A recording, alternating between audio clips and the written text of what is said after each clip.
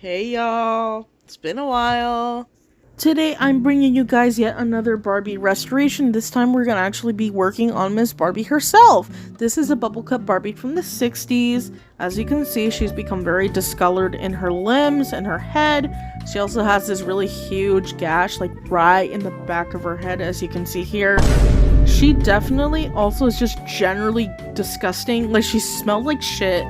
I'm pretty sure the last person who owned this doll was a smoker. Not to mention that the clothes that this babe came with were even more disgusting and just smelled even worse. So definitely, Miss Barbie does need my help here. You guys are in a crisis. I'm on my way. And of course, whenever I get any of my dolls, I like to make sure to clean them with just some regular dish soap and water.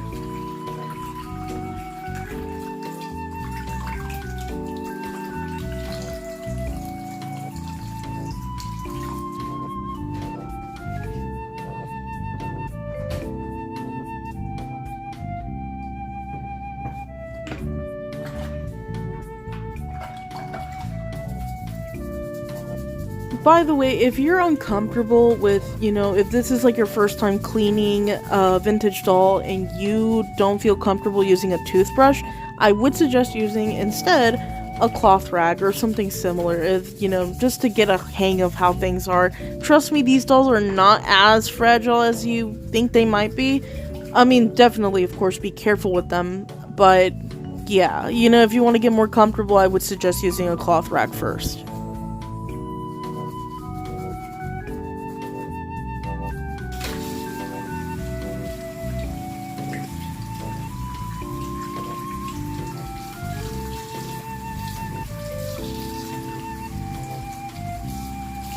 Just an FYI, I actually did scrub her down just 2 more times off camera because of how filthy she was, but I think she turned out pretty good, as you can see here. Now, to try to tackle that discoloration in her limbs and head, I'm going to leave her soaking in this denture tablet cleaning solution. It's just water and 2 tablets of this Polident brand that I use. You can find it on Amazon or Walmart or Target or wherever. But you're gonna leave her soaking in this for about a week or 2. I left her in for a week, but you could definitely do longer if you want. Low-key, I was kind of impatient, which is another reason why, but 12 seconds later.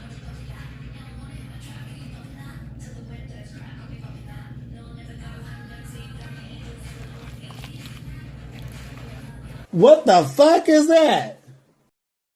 Yeah, they were really bad. Like, the water was so gross. Here's the water before, just in comparison. I had to wash these like 4 or 5 times off camera just because it was so bad. And I couldn't get it back to its original white, but you win some, you lose some. I did the best that I could. 2,000 years later. Now, after a week of letting her soak in the solution, this is how she turned out. Actually turned out much better than I initially expected, considering that this was like my first time doing this, but yeah, as you can see, she lightened up quite a bit.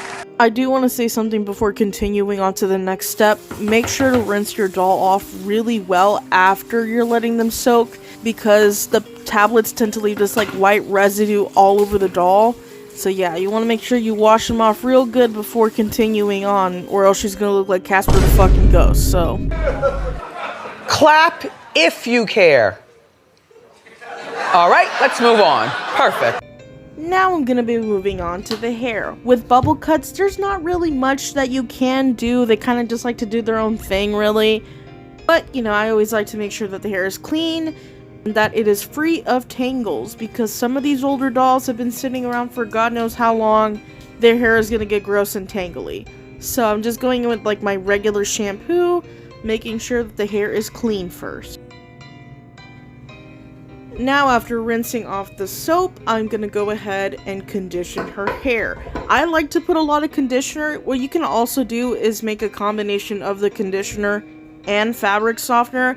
It really doesn't make Bubblecut's hair softer, but it definitely does help loosen up those tangles when you're gonna go ahead and brush the doll's hair. And then I just like to let her sit in with the conditioner in her hair for about 10 minutes. One eternity later. And now, with the conditioner still in her hair, I like to take my small comb and just brush it out as gently as I can, just get as many tangles out as possible.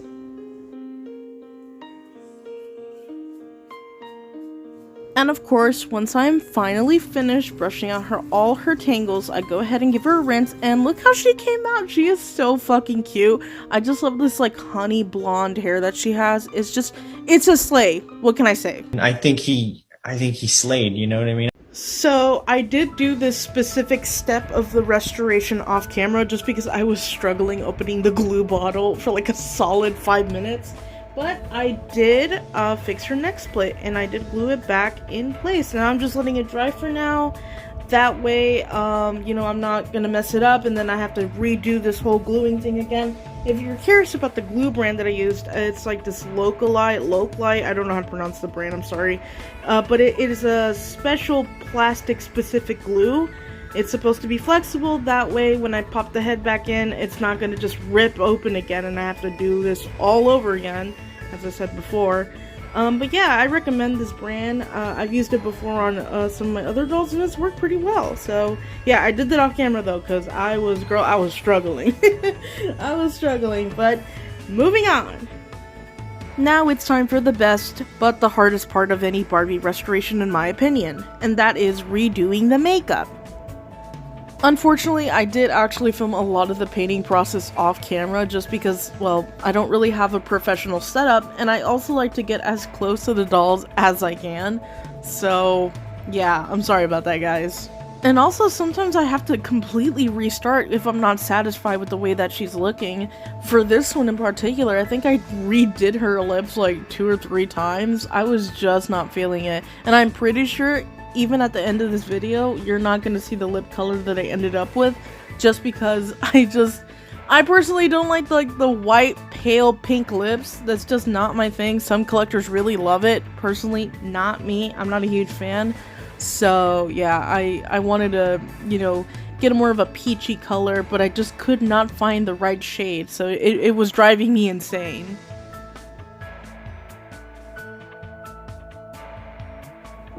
And whenever I am finally finished with her face up, I go ahead and get my matte varnish to make sure to seal the deal and make sure all her paint is protected.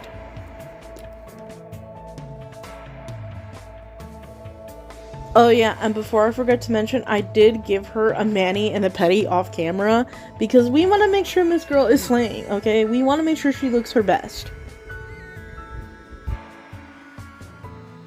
And after I'm done with everything, I just like to go in with my chalk pastel and give her a little bit of blush on her cheeks just to make her liven up a little more.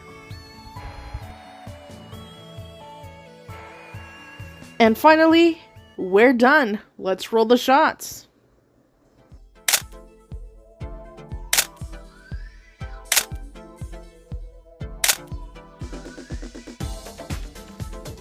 And look how she came out. She is so cute, y'all. So demure, so elegant. We love to see it. Thank you guys so much, and I really hope you enjoyed this restoration. I worked pretty hard on it.